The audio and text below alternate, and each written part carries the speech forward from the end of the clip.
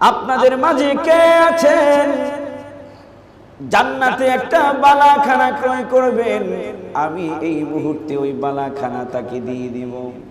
জান্নাতে গিয়ে ওই বালাখানা দলিল রেজিস্ট্রি দেখায় আপনি নিয়ে নেবেন। ফেরেশতাদের মধ্যে একটা আনন্দের জোয়ার, যাদের টাকা আছে প্রস্তুতি গ্রহণ করছে কে আগে ওই জান্নাতের বালাখানা ক্রয় করবে। কিন্তু এই বালাখানা ক্রয় করতে কত লাগবে আমার নবী বলে নাই, যার কারণে সাহাবারা নীরব। যদি নির্ধারিত বলতো এত টাকা দিলে পাওয়া যাবে, এইটা দিলে পাওয়া যাবে, সাহাবায়ে কেরাম অনেকেই প্রস্তুতি গ্রহণ করেছেন কিনে নেবেন। ও বন্ধুরা রে, আমি মাঝে মাঝে চিন্তা করি গ্রামের মানুষ একেবারে মূর্খ, কোনো বইয়ের লেখাপড়া নাই, নিজের নামটাও লিখতে পারে না, টিপসই দিতে হয়। প্রায় মসজিদে দেখা গেছে ওই টিপসইওয়ালা সাধারণ গরিব মানুষটা মসজিদের জন্য জায়গা দান করে দিছে। এরকম গ্রামে আছে না নাই? হুজুর বলছেন কে দিবেন মসজিদের জন্য জায়গা? আল্লাহ আপনার জন্য জান্নাতে ঘর দিবে, উনি জান্নাতের ঘরের বিনিময়ে মসজিদের জন্য জায়গা দিয়ে দিছে। পরে দেখা গেল এই জায়গার দাম কোটি কোটি টাকা হয়েছে। কথা কোন ঠিক কিনা? বন্ধুরা রে আমার, ও বাবাজিরা রে আমার, এইরকম প্রতিযোগিতাই তো আমাদের থাকার প্রয়োজন ছিল। আগের মানুষগুলান উচ্চ শিক্ষিত ছিল না, আগের মানুষগুলান এত বেশি কিছু জানতো না, কিন্তু তাদের হৃদয়টা ছিল পরিষ্কার। এখনের মানুষ জানেও বেশি, বুঝেও বেশি, ভিতরে জিলাপির পেজও বেশি। আমার বন্ধুরা রে,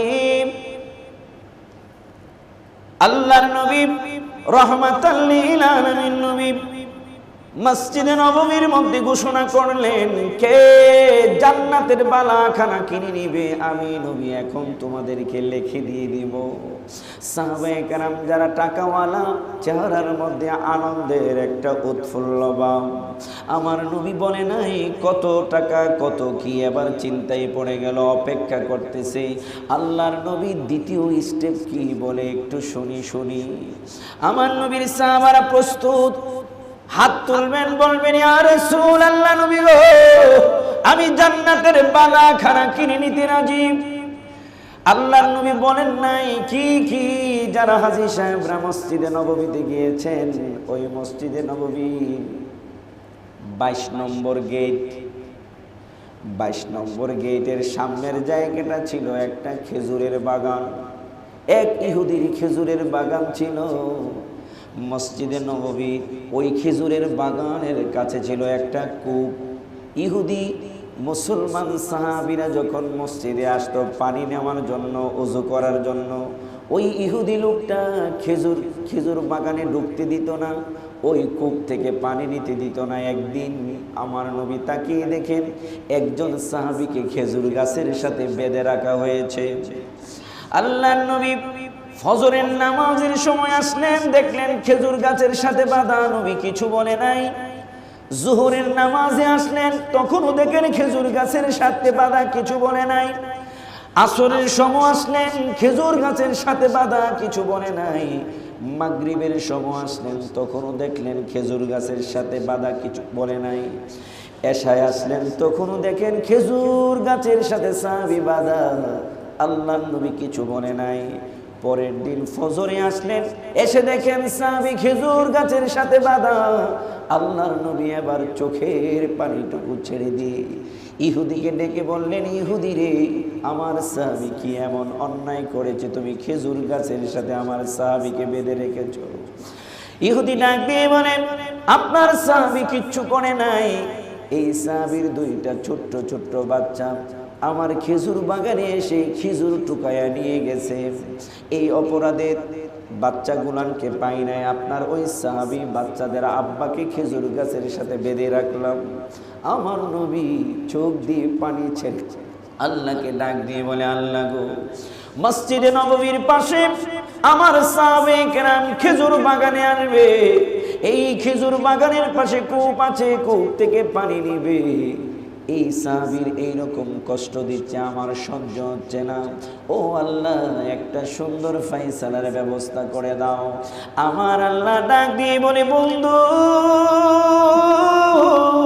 আপনার ধনী সাহাবীদেরকে ডাক দিয়ে বলেন, কে খেজুরের বাগানটা কিনে মসজিদে নববীতে দান করে দিবে, আমি আল্লাহ তার বিনিময়ে জান্নাতে একটা বালাখানা দিয়ে দিব। আমার নবী সাথে সাথে ফজরের নামাজের পরে ওই সাহাবাদেরকে ডাক দিয়ে বললেন, কে আছো রে, জান্নাতের মধ্যে একটা বালাখানা কিনতে চাও, আমি তোমাদেরকে দিব। সাহাবারা বলল, ইয়ার চুপ রইল যে আমার নবী দ্বিতীয় স্টেপ কি বলে। আল্লাহর নবী বলেন, সাহাবীরা রে, গিয়ে দেখো আমার একটা ভাই, তোমাদের একজন ভাই, সেই গতকালকে ফজর থেকে এই ফজর পর্যন্ত খেজুর গাছের সাথে বাঁধা, তার বাচ্চা গোলান খেজুর গাছের নিচ থেকে খেজুর টুকায় নিছে, তেমন বড় কোনো অপরাধ করে নাই, এই জন্য তার এই কষ্ট। আমার মুসল্লিরাও মসজিদে আসলে পানি নিতে দেয় না, আমার বড় কষ্ট লাগে, ওযু করতে পারে না, এই খেজুর বাগানটা কে কিনে দিতে পারবে বলো? সুবহানাল্লাহ। সাহাবাদের মধ্যে একজন তালহা রাদিয়াল্লাহু তাআলা আনহু দাঁড়ালেন, ইয়া রাসূলুল্লাহ, নবী গো, আপনি যদি বলেন আমি খেজুর বাগানটা কিনে দিব। আমার নবী বলেন, ইহুদির সাথে আলাপ করে ইহুদি বিক্রি করবে কিনা, বিক্রি যদি করে তুমি এটা কিনে নেবা, কিনে মসজিদে নববীর জন্য দান করে দেবা। হযরতে তালহা একটা দৌড় দিলেন, দৌড় দিয়ে গায়ে বললেন, ও ইহুদি, তোমার খেজুরের বাগান বিক্রি করবে কিনা? ইহুদির কানে আগে খবর পৌঁছে গেছে, আল্লাহর নবী সাহাবাদেরকে অনুপ্রেরণা দিয়েছেন যে জান্নাতের মধ্যে একটা বালাখানা তার জন্য বিক্রি হবে। ইহুদি কই মোটা অঙ্কের দাম চাইবো, তাহলেই তো তারা আমার কাছ থেকে এই মোটা অঙ্কের দাম দিয়ে কিনে নেওয়ার জন্য চেষ্টা করবে। ওই সময় হযরত উসমান যিন্নুরাইন রাদিয়াল্লাহু তাআলা আনহু একটা খেজুরের বাগান ছিল। এখন হাজী সাহেবরা হজে গেলে ওই খেজুরের বাগানের কাছে নিয়ে যাওয়া হয়। মদিনাতুল মুনাওয়ারায় আমাদের সাহেব গিয়েছিলেন, মুহিবুল্লাহ সাহেব, ওই জায়গায় খেজুরও কিনেছিলেন।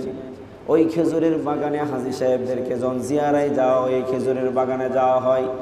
এটা ছিল একদম এমন একটা জায়গায়, যেই জায়গায় বৃষ্টি হলে পানি জমত, যেই জায়গায় খেজুর গাছগুলান ছিল অনেক মোটা তাজা, ভালো ফলন হইতো। ওই খেজুর বাগানটার মধ্যে অনেক গাছ ছিল, বড় একটা খেজুর বাগান। ইহুদি ডাক দিয়ে কই, যদি ওই খেজুর বাগানটা দাও তাহলে আমি এই খেজুর বাগানটা দান করে দিব, এই খেজুর বাগানটা দিয়ে দিব, বিনিময় করো।